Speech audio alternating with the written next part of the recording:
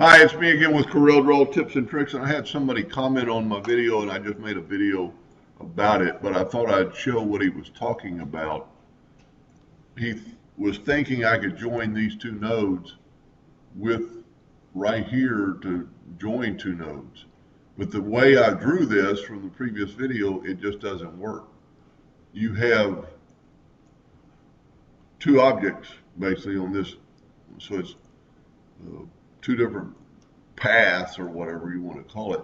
Where I drew this rectangle and broke it apart, I've got the same scenario that I had going on with the other one, but if you select it all, you have 8 nodes on 4 subpaths. So you've got different things going on here.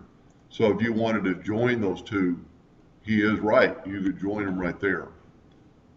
But you would have to do it all 4 times, and I'm not sure this is faster.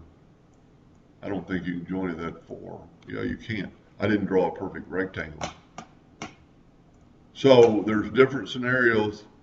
His scenario, or not his, I shouldn't say that. I appreciate him pointing that out. Just doesn't work in this particular case. Even if you use the shift tool, you can break it apart, but you can't add it to, you can't join them like that. Or at least I don't know how you can. Anyway, I hope that helped a little bit, and thank you for watching.